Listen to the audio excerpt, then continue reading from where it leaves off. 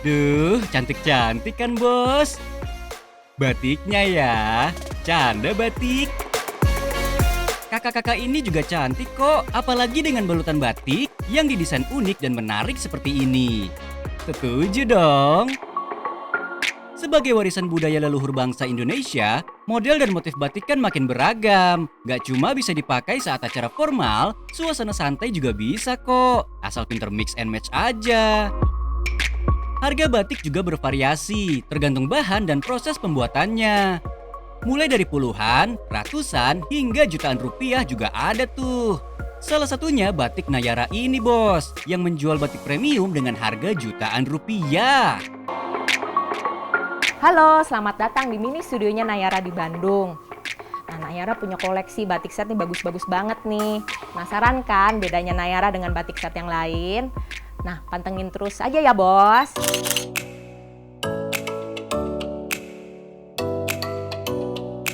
Kenalin nih, Sis Andrina yang sudah bergelut di dunia bisnis batik selama 15 tahun. Seluruh karya batiknya udah nangkring di berbagai departemen store ternama di Indonesia. Dari segi kualitas model, batik miliknya ini bisa dibilang juara ya bos. Bahannya adem, modelnya juga kekinian, bisa banget untuk dipakai segala usia. Mau tahu harganya? Menyentuh angka 2 juta rupiah bos, bener-bener premium ya. Setelah sukses dengan sistem offline, Sis Andrina mulai mengepakkan sayapnya di pemasaran online. Karena sasarannya retail, dalam sebulan Andrina bisa menerima orderan mencapai ribuan pieces. Emang nggak sebanyak usaha grosiran ya, tapi kalau bicara soal cuan, omset batik premium ini mah juara. Coba-coba kita hitung deh, kalau misalkan sebulan bos Andrina bisa menjual 1000 pieces batik, dikalikan 1 juta rupiah saja, apa nggak cuan tuh namanya? Bisnis batik bisa dibilang nggak ada matinya ya bos. Selain menjadi identitas negara, batik merupakan pakaian wajib yang setidaknya harus digunakan oleh masyarakat Indonesia minimal sekali dalam seminggu. Pasti nggak mau dong pakai baju batik yang itu-itu terus. Ya minimal sih punya 3-4 baju batik yang nantinya bisa di mix and match dengan outfit lainnya tuh. Bisa dibilang bisnis batik merupakan salah satu bisnis yang paling menjanjikan. Asalkan produknya nggak pasaran dan punya ciri khas. Nah bos, ini yang jadi ciri dari batik Nayara. Nah, ini dia batik viskos yang saya cerita tadi. Lihat kainnya bagus kan? Kainnya tuh halus banget tuh, lihat nih hand feel-nya halus banget. Nih lihat kalau misalnya nih kita remet gini, tuh dia balik lagi. Nah, ini yang mahal. Penggunaan bahan viskos atau lebih dikenal dengan bahan rayon membuat batik milik Andrina ini jadi terlihat mewah. Bahan viskos adalah jenis kain rayon semi-sintetis yang terbuat dari pulp kayu. Biasanya sih digunakan sebagai pengganti sutra. Selain bahannya yang halus, kain ini nggak mudah lecek ya bos. Dan yang paling penting nih, perawatannya nggak ribet.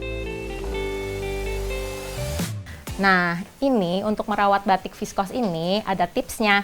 Jadi, batik ini harus dicuci pakai sabun yang sangat soft. Jadi, bisa dicuci pakai sabun batik atau sabun bayi atau sampo bayi. Supaya warnanya akan tetap nih seperti ini. Kalau pakai deterjen, itu kan obatnya lebih keras ya. Jadi nanti langsung pudar warnanya. Dan satu lagi, harus dijemur di tempat yang adem. Jadi jangan langsung kena sinar matahari. Dijamin batiknya pasti awet. Sayang kan kalau udah beli mahal-mahal tapi rusak gara-gara salah perawatan. Kesuksesan Andrina ternyata nggak lepas dari masa lalunya yang tidak pernah dihargai sebagai seorang desain grafis. Saya kan anak di kafe ya, jadi di Bandung kan mungkin saat itu ya, jadi kayak kerjaan mendesain itu masih kurang dihargain gitu, sekitar 10 tahun yang lalu gitu ya.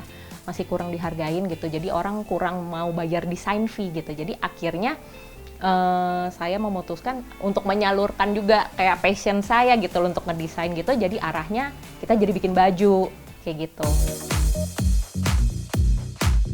Sebelum sukses di batik, awalnya Andrina bisnis baju couple gitu untuk ibu dan anak. Iseng-iseng ikut pameran di Jakarta, taunya peluang usaha malah terbuka lebar.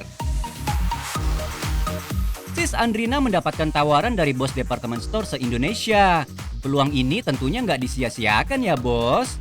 Bahkan di awal bos Andrina sampai harus pergi ke Makassar untuk trial di sana selama 1 tahun. Awalnya emang sulit karena produk yang dibuat harus menyesuaikan dengan pasar.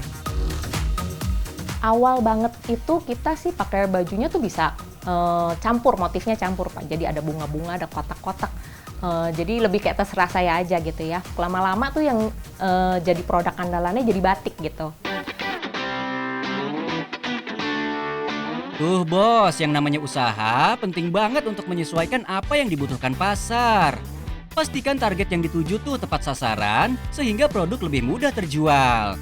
Kayak Andrina ini nih, setelah berhasil menguasai pasar kids, langsung meluaskan target pasarnya dengan masuk ke outlet ladies. Yap, bener aja, market di ladies ini terbilang sangat luas, sehingga kesempatan untuk meraup cuan terbuka lebar. Apalagi nih, yang namanya perempuan itu kan minat belanja pakaiannya bisa dibilang tinggi banget ya. Tinggal kita buat model yang unik dan jangan lupa sesuaikan dengan tren yang sedang berjalan. Misalnya nih, tahun 2022 yang lagi ngetren adalah warna soft dengan model yang lebih simple. Kalau pengen cepet cuan, sebaiknya sih ikutin tren yang ada dulu. Tapi kalau pengen beda juga nggak apa-apa banget bos. Siapa tahu kan malah viral atau menjadi trendsetter. Karena menjadi pionir pastinya lebih baik daripada menjadi followers. Memulai bisnis adalah suatu hal yang mudah. Mempertahankan, itulah tantangan sebenarnya. Dalam berbisnis, kita harus mampu memilih apa yang benar, bukan apa yang mudah. Yang penting, cuan bos!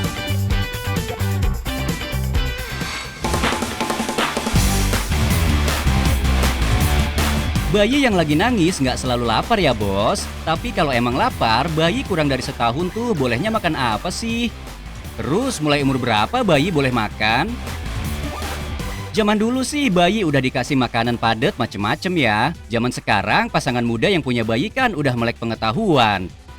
Udah concern mana yang boleh dimakan bayi, mana yang enggak.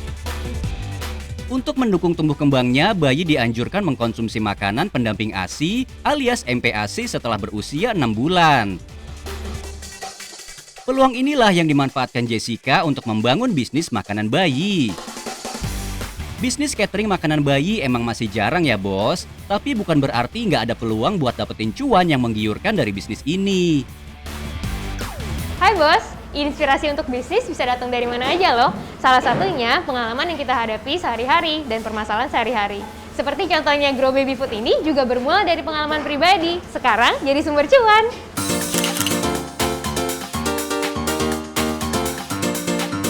Bikin MPASI sendiri sih sebenarnya gampang-gampang aja ya bos. Tapi kalau nggak yakin sama komposisi dan nilai gizi makanan yang dibuat sendiri, catering bayi milik Jessica bisa jadi jawaban.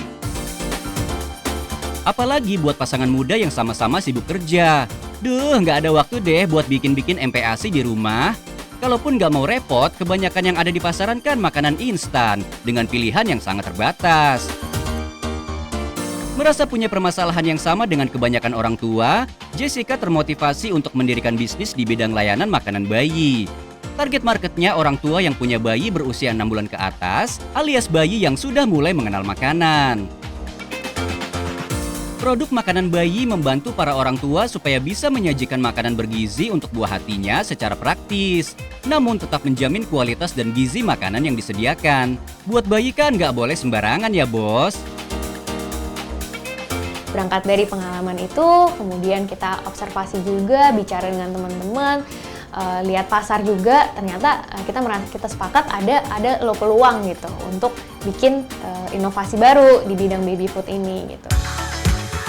Karena punya pengalaman sebagai orang tua yang punya bayi, Jessica bisa memposisikan diri sebagai customer. Udah tahu banget nih kalau customer pengennya ya ngasih yang terbaik buat bayi. That's why Jessica nggak cuma bikin menu-menu yang bisa disukai anak bayi.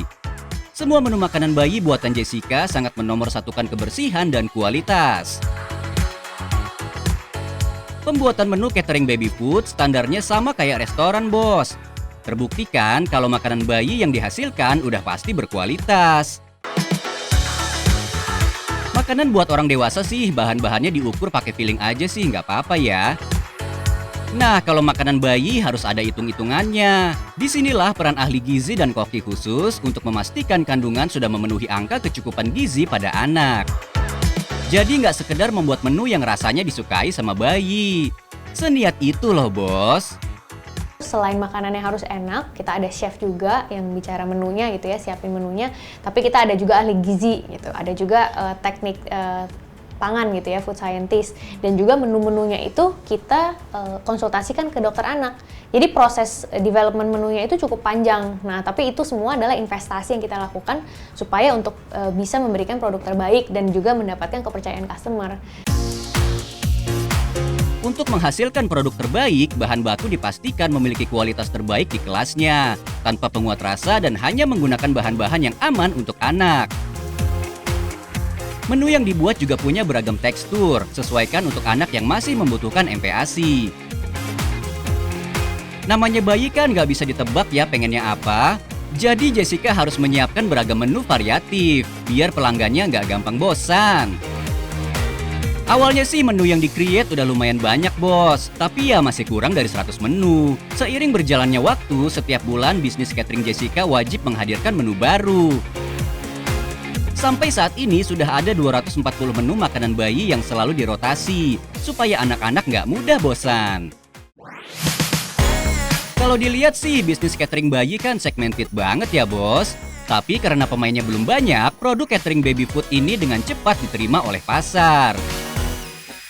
Tahun pertama beroperasi aja mampu menjual lebih dari 160.000 porsi makanan bayi loh.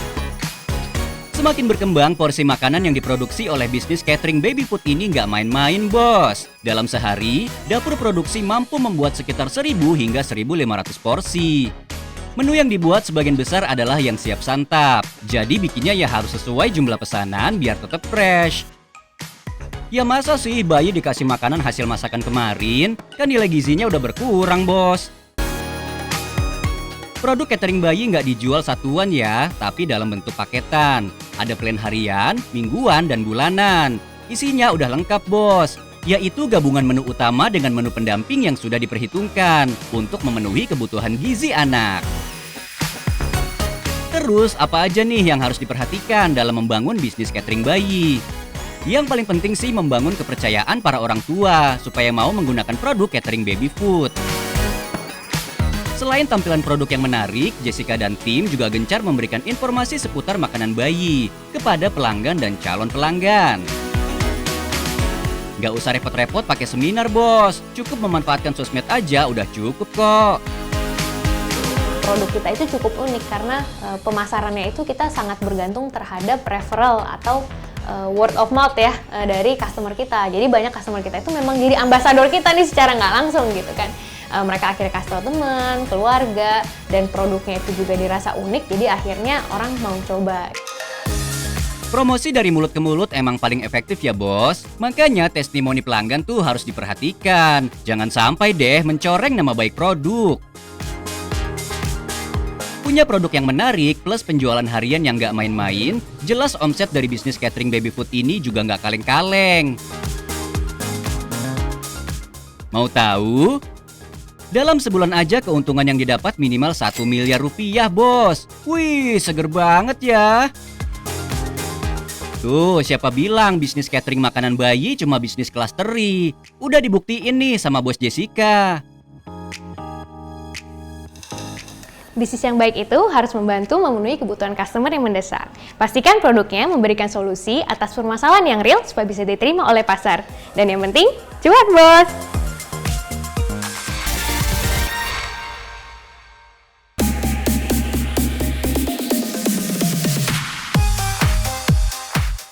Siapa nih bos yang pernah berantem sama teman gara-gara rebutan kulit ayam? Rasanya yang gurih emang bikin nagih. Gak heran kalau kulit ayam biasanya dimakan belakangan. Biar gong gitu deh katanya. Nah, biar nggak rebutan, menu nasi kulit ayam bisa jadi bisnis yang cuannya menggiurkan nih bos.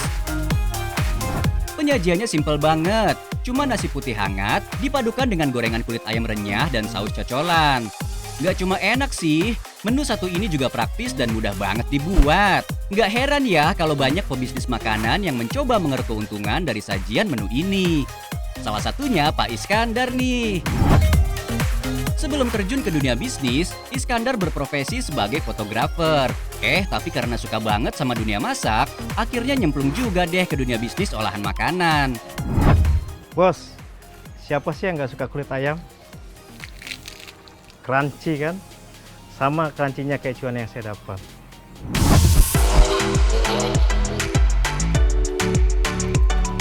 Sebelum sukses jualan nasi kulit ayam, Iskandar sempat merasakan jatuh bangun mendirikan beragam jenis olahan makanan.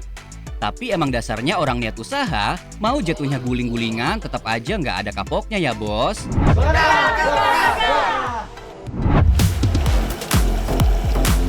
Sampai akhirnya Iskandar memiliki ide untuk membangun bisnis nasi kulit ayam ini.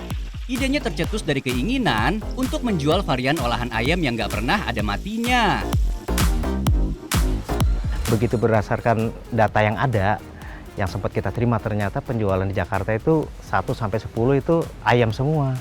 Jadi kita pivot ke ayam, tapi ayam karena udah banyak jadi entry barrier-nya kita masuk ke kulit. Bermodal kegigihan dan pantang menyerah, Iskandar mulai membangun outlet pertamanya di tahun 2019. Pengusaha yang fokus untuk jualan nasi kulit ayam kan nggak banyak ya bos, tapi tetap aja ada kompetitornya. Makanya Iskandar effort banget agar bisnisnya bisa dilirik sama banyak pelanggan. Misalnya ya dengan membuka kedai nasi kulitnya selama 24 jam sebagai pilihan menu baru untuk orang yang lapar saat tengah malam. Iskandar juga pengen berbeda dari penjual kebanyakan yang menyajikan kulit ayam goreng hanya dengan bumbu tradisional. Kulit ayam buatannya disajikan lebih ke barat-baratan gitu deh. Gak melalui proses pengungkepan dengan bumbu, tapi langsung dibalurin dengan tepung berbumbu. Terus langsung deh digoreng. Hasilnya crispy abis bos. Awalnya kita hanya pakai kulit bagian paha. Cuman lambat laun lama-lama ternyata nggak sebanyak apa yang kita yang ada keperluan kita. Akhirnya kita pakai juga yang bagian dada juga. Jadi semua bagian ayam bisa kita pakai kecuali leher. Sebelum diolah, lemak pada kulit ayam harus dipastikan udah bersih ya. Ini nih triknya agar kulit ayam yang dibuat tetap crispy dan renyah lebih lama. Karena jadi bintang utama, penggunaan kulit ayamnya ya nggak tanggung-tanggung. Dalam sehari aja bisa menghabiskan sekitar 100 kg kulit ayam bos. Menu yang disajikan sih nggak cuma nasi dengan kulit ayam aja. Ada varian tambahan lainnya seperti ayam tanpa tulang dan telur. Plus tambahan beragam saus pendamping. Makanya kita declare bahwa kita nih nasi kulit ayam mentai pertama kali di Indonesia gitu.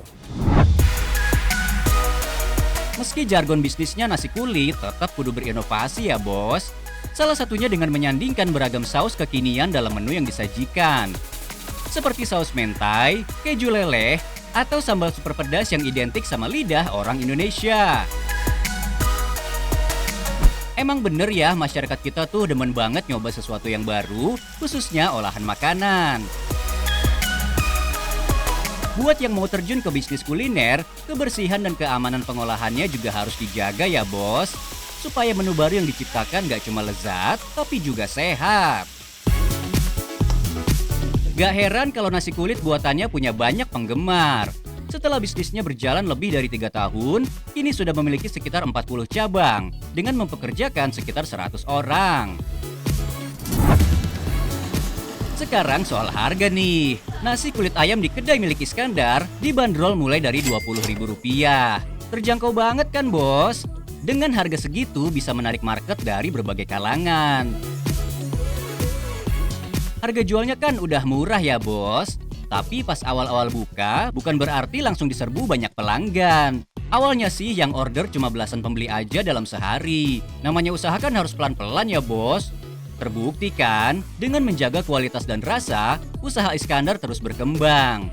Sekarang setiap outlet bisa melayani hingga 200 pembelian dalam sehari. Omset yang dihasilkan dari bisnis nasi kulit ayam ini sekitar 200 jutaan untuk satu outlet per bulan. Kalau dikali 40 outlet, wah renyah banget bos. Itu omset sekarang ya. Pas menu nasi kulit lagi populer, Iskandar pernah merasakan omset fantastis hingga 400 jutaan per bulan. Meski turun, angkanya masih gede banget ya bos. Dalam membangun usahanya, Bos Iskandar selalu menerapkan ikhtiar dan terus berinovasi agar bisnisnya terus berjalan lancar. Selalu ingat, kerjakan apa yang ada di depan mata dengan baik. Life is always balance. You get what you give. Dan yang penting, cuan bos.